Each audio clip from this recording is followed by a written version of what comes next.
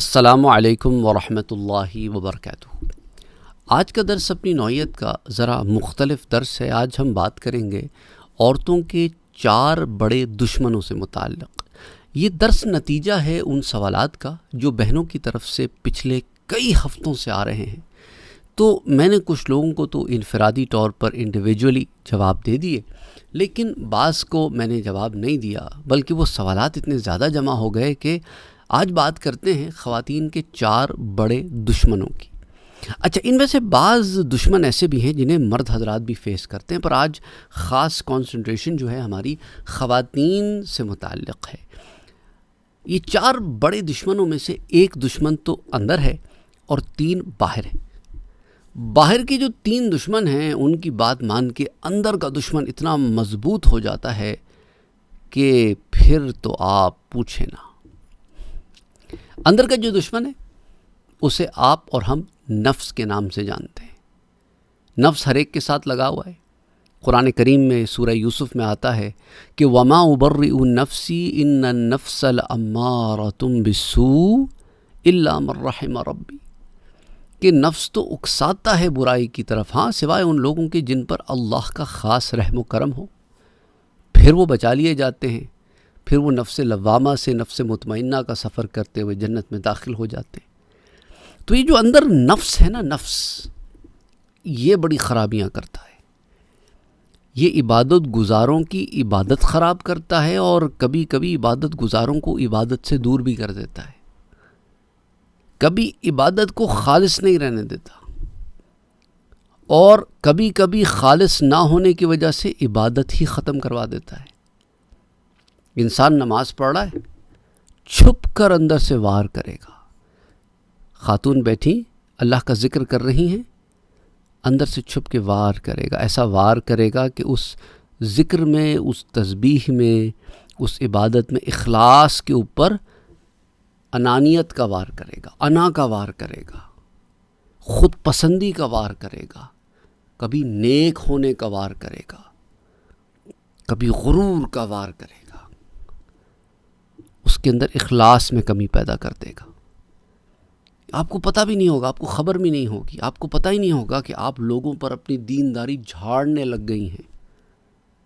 آپ خود کو دوسروں سے زیادہ اچھا سمجھنے لگ گئی ہیں، کیونکہ آپ تہجد گزار ہیں، آپ روز ایک سپارہ ختم کرتی ہیں، آپ لوگوں کو درس دیتی ہیں، آپ قرآن پڑھاتی ہیں، آپ کوئی نیک کام ایسا کرتی ہیں جس کی وجہ سے آپ کو خبر بھی نہیں ہے، آپ کے ایٹیٹیوڈ سے اب لوگ تنگ ہونا شروع ہو گئے، آپ انہیں ٹونٹ کرنے لگ گئی۔ آپ سمجھ رہی ہیں آپ اصلاح کر رہی ہیں، پر آپ اصلاح نہیں کر رہی ہوتی ہیں، آپ انہیں دین سے دور، اپنے سے دور کر رہی ہوتی ہیں۔ ان کے ذہن میں تاثر یہ پیدا ہوتا ہے کہ یار جنہیں نا 4 کتابیں پڑھ لیتے ہیں، جنہیں کچھ معرفت کے 1-2 بوند مل جاتی ہیں نا، تو پھر وہ ان سے سنبھلتی نہیں۔ وہ اس طرح لوگوں کا تصور آنا شروع ہو جاتا ہے کہ یہ وہ ہیں جو آپے سے باہر ہو گئے، انہیں دین راس نہیں آیا، یہ کنٹین نہیں کر پائے دین کو، عبادت گزاری کو کنٹین نہیں کر پائے۔ حالانکہ عبادت گزاری جو ہے وہ اصل میں کنٹینمنٹ مانتی ہے کہ انسان 7 معرفت کے سمندر پی کر بیٹھا ہو اور کسی کو خبر بھی نہ ہو، یہ کنٹین کر جائے اپنے اندر، اور دیکھنے والے کو خبر ہی کوئی نہ، اور دیکھنے والے کو خبر ہو یا نہ ہو ڈزنٹ میٹر، لیکن پھر یہ نفس اندر سے کہتا ہے کہ ارے یار تیری عبادت میں تو ریا آ گئی ہے، اب تو ایسا کر یہ عبادت ہی چھوڑ دے، عبادت ہی چھڑوا دیتا ہے۔ بعض لوگوں کو ہم نے دیکھا کہ وہ مسجد میں آ کے نماز پڑھتے تھے جماعت کے ساتھ، پھر مسجد میں آنا چھوڑ دیا۔ وجہ پوچھی تو کہنے لگے کہ نفس اندر سے کہتا ہے کہ یہ جو 4 لوگوں میں آ کے نماز پڑھتا ہے نا، اس سے لگتا ہے لوگوں کو کہ تو بڑا عبادت گزار ہے، تو ایسا کر گھر میں نماز پڑھا کر۔ فرض نماز سے ہی گیا بندہ، وہ غلط مطلب لے گیا، اپنے سیلف اصلاح کے چکر میں معاملہ ہی بدل گیا۔ یہ ایک بہت بڑا مجرم اندر بیٹھا رہتا ہے اور آپ کو تنگ کرتے رہتا ہے، بہت بڑا دشمن ہے آپ کا۔ اس کو سدھانے کے لیے آپ کو بڑا کیئرفل رہنا پڑے گا۔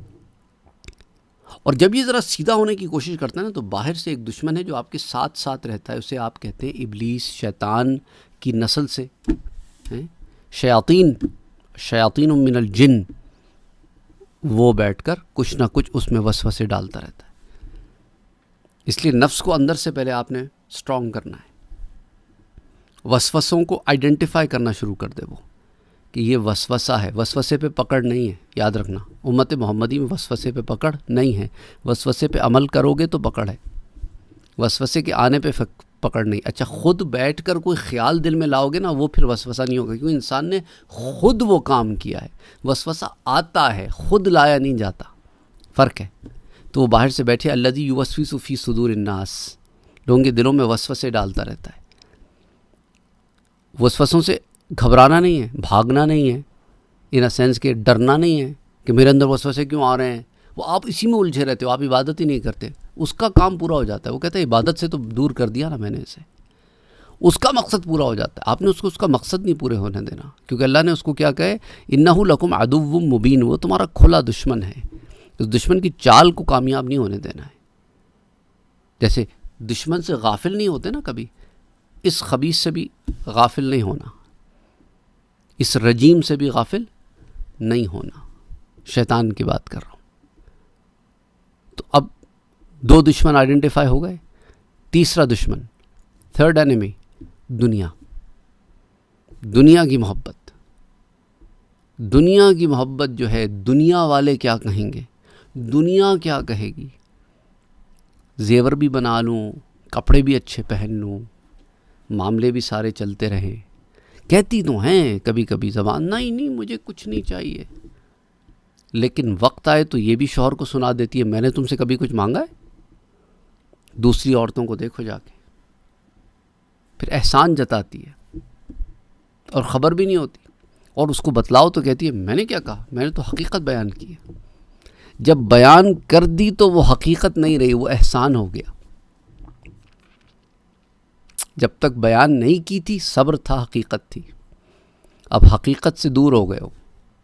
یہ جب آپ حال بیان کر دیتے نا اندر کا، تو غور کرنا کہ کبھی اندر کا حال بیان کرتے ہوئے دل میں سختی آ جاتی ہے، تو سمجھو کہ کچھ ایسی بات بیان کر بیٹھے ہیں جو نہیں کرنی چاہیے تھی. حال اس کے پہلے تک تو بیان کیا تو ٹھیک تھا، ابھی دل کی کیفیت نہیں بدلی تھی، اب دل کی کیفیت بدل گئی ہے. اچھائی نہیں آئی، سختی آ گئی ہے، اس پہ خول آ گیا ہے. یعنی ایک وہ راز بتا دیا جس راز سے اندر معرفت جاگ رہی تھی، اب معرفت سو گئی ہے. اب محنت اور ڈبل کرنی پڑے گی اس کو پھر امینڈمنٹ کرنے کے لیے. یہ دلوں کی دنیا ہے، یہ وہی سمجھتے ہیں جو اس پہ محنت کرتے ہیں، اور جو اپنے رب کی تلاش میں نکلتے ہیں پھر انہیں ہدایت ملتی ہے. تلاش کرو، اپنے من میں ڈوب کر پاجا سراغ زندگی. اپنے من میں ڈوب کر، اپنی جانوں میں ڈوب کر ہے تو ایک دنیا. چوتھی بڑی دشمن عورت کی عورت ہوتی ہے. عورت کی دشمن عورت ہوتی ہے. عورت کی فطرت دوسری عورتوں کے اندر دشمنی کا اظہار ہوتا ہے. محلے میں ٹانک چھانک پوچھو تو کہتے ہیں تو کیا ہوتا ہے، پتہ ہونا چاہیے، خبر ہونی چاہیے. دوسروں کی زندگیوں میں انٹرفیئر کرنا، دوسروں کے حال احوال پوچھنے کے بہانے ان کے گھروں میں آگ لگا دینا، رشتوں میں دراڑ پیدا کر دینا. شادی ہو کے کہیں گئی تو وہاں دوسری عورت ٹکرائی، ختم. جہاں آپ ایک دوسرے سے رشتوں میں ٹکرائے، سمجھو کہ دل کی دنیا برباد کر لی. دل کی دنیا سنبھالنی ہے، اس قدم پہ چلنا ہے نا، اس راستے پہ اہدنا الصراط المستقیم کے راستے پر چلنا ہے، تو پھر خود کو ان وبالوں سے بچانا ہوگا. دیورانیاں، جٹھانیاں، نندیں، ساس، بہو، کھٹ پٹ، اس نے یہ کہہ دیا، اس نے وہ کہہ دیا، اسی میں ساری زندگی گزار دیتے ہیں. اس نے ایک سنائی تو میں نے 4 سنانی، اس نے اینٹ ماری تو میں نے تو اس کے سر پہ پتھروں کی برسات کر دینی ہے. یہ ایٹیٹیوڈ کے ساتھ پھر تہجد گزاری کا بھی فائدہ نفس پر نہیں ہوتا. عبادت تو لکھی جاتی ہے، ظاہراً تو عبادت ہو رہی ہے، پر نفس میں ترقی نہیں آتی. معرفت نصیب نہیں ہوتی. اور پھر لوگ کہتے ہیں کہ یہ کہنے کو تہجد گزار خاتون ہیں، ذکر سے زبان تھکتی نہیں، دن میں ہزاروں دفعہ درود پڑھتی ہیں، پر جب ان چیزوں سے فارغ ہوتی ہیں اور اپنے منہ کو کھولتی ہیں تو لوگ کان پکڑتے ہیں. کیا وجہ ہے؟ کیا وجہ ہے؟ کوئی تو وجہ ہوگی، غور کریں. دیکھیں، انسان میں نا جب تک سانس ہے تب تک آس ہے امپروومنٹ کی. اپنے اوپر کام کریں، اپنے ان دشمنوں سے بھیڑے نہ، ان سے اپنے آپ کو بچائیں، کیونکہ آپ بھیڑ گئے تو برباد ہو گئے. شیطان سے بھیڑا نہیں جاتا، رحمان کی پناہ میں آیا جاتا ہے. نفس سے لڑا جاتا ہے اس کی سدھار کے لیے. وہ شروع میں بگڑتا ہے، پر آپ کا مقصد وہی رہنا چاہیے کہ اس کو میں نے سدھارنا ہے. اندر مضبوط ہوں گا تو باہر سے حملوں کو روک سکوں گا. جب اندر ہی چور گھس کے بیٹھا ہے تو گھر کا بھیدی تو لنکا ڈھائے گا ہی ڈھائے گا. اس گھر کے بھیدی کو ٹھیک کریں تاکہ باہر کے جو حملے ہیں نا، الذی یوسوس فی صدور الناس من الجنۃ والناس، جنوں میں سے اور انسانوں میں سے جو باہر بیٹھے حملہ کرنے کے لیے تیار لوگ ہیں، ان کے خلاف ایک خود شیلڈ آ جائے گی. ادھر بات پڑی، بہو نے ایک بات کہی، طبیعت پہ ناگوار گزری، ہم نے ری ایکشن دے دیا. وہ ری ایکشن ایسا تھا کہ اس ری ایکشن سے بہت ساری چیزیں ٹوٹ گئیں. ساس نے ایک بات کہہ دی، ماں کے درجے میں، ہم سے برداشت نہیں ہوا. ماں یہ بات کہتی تو برداشت کر لیتے، لیکن یہاں تو ساس ہے، ری ایکشن دے دیا، برباد کر دیا، اندر کی دنیا برباد کر دی. یہ ٹوٹنے میں نا بہت کم ٹائم لگتا ہے، جڑنے میں سالوں لگ جاتے ہیں. آئی ہوپ جو میں کہہ رہا ہوں بات سمجھ میں آ رہی ہو. یہ بات ذرا گہری ہے. اکیلے میں بیٹھ کے سوچنا، میں نے کیا کیا؟ میں تو یہاں بھیجا گیا تھا یا بھیجی گئی تھی. اللہ نے مجھے تخلیق کیا تھا، احسن تقویم بنایا تھا، بہترین ساخت پر. میں سب گرتوں سے گرتی کیسے ہو گئی؟ میں تو ایمان بھی لائی، پر نیک عمل میں کہاں کمی رہ گئی؟ میرے لیے تو کبھی نہ ختم ہونے والا اجر تھا اس رب کائنات کی طرف سے، اس نے مجھے بنایا تھا. لیکن میں نے کیا کیا؟ حق تقاتہ، حق ادا کیا. بات تو سچ ہے مگر بات ہے رسوائی کی. غور کریں کہ کسی کو انسلٹ کرنے کے لیے بات نہیں کر رہا، آپ کو آئیڈینٹیفائی کرا رہا ہوں دشمن. ہم فیشن کے نام پر گناہ کرتے ہیں. پوچھو تو کہتے ہیں فیشن ہے، سب کر رہے ہیں، سب کر رہے ہیں، سب جسم دکھا رہے ہیں، ہم بھی دکھائیں گے. سب تنگ کپڑے پہن رہے ہیں، ہم بھی پہنیں گے. سوچیں، یہ جو سب ہے نا، یہ قبر میں آ کے نہیں بچائیں گے. جن کی اتنی حیا کر رہے ہیں آپ، اور رب سے حیا نہیں کر رہے ہیں، قیامت کے دن بھی یہ نہیں ہوں گے. یہ تو نفسا نفسی کا شکار ہوں گے.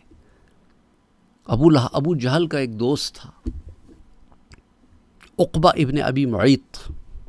اسلام قبول کیا، ابو جہل کی باتوں میں آ کے اسلام چھوڑ بیٹھا.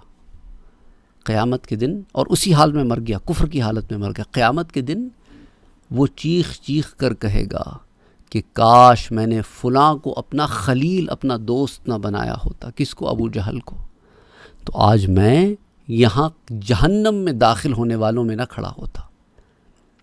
کاش، but it's too late. اس دن ابو جہل بھی اپنے آپ کو بچا رہا ہوگا اور بچا نہیں پائے گا، جہنم میں جا رہا ہوگا. تو ہم نے رب سے حیا چھوڑ دی ہے، غیر سے حیا بہت آتی ہے، اور یہ غیر نہیں بچائیں گے. جس کی پناہ میں آنا ہے اس سے حیا نہیں کی، اس کے لیے کیا کچھ نہیں، کرتے وہی رہے جو نفس نے کہا. اور نفس نے کہا کہ ایسا کر، کیونکہ اگر نہ کیا تو لوگ کیا کہیں گے. باتیں بہت ہیں کرنے کو، آپ کے 15 منٹ لیے، آپ نے 15-16 منٹ دیے، آپ کا شکر گزار ہوں، اور اس نیت سے آپ کے خدمت میں حاضر ہوا تھا کہ ہم ایک دوسرے کی اصلاح کریں اور زندگیوں میں کوئی تبدیلی لائیں، تاکہ ہم ان لوگوں میں ہوں کہ جن کے بارے میں رب فرماتا ہے کہ لا خوف علیہم ولا هم یحزنون۔ السلام علیکم ورحمۃ اللہ وبرکاتہ۔ میری بات کوئی بری لگی ہو تو معذرت خواہ ہوں، آپ کے دل دکھانے کے لیے بات کرنے کے لیے نہیں آیا تھا، نشاندہی کے لیے آیا تھا۔ ہم سب میں کچھ نہ کچھ کمیاں ہیں، ہم سب کوشش کرتے ہیں ان کمیوں کو کسی نہ کسی طریقے سے دور کرنے کی، اپنی زندگیوں میں امپروومنٹ لانے کی۔ السلام علیکم ورحمۃ اللہ وبرکاتہ۔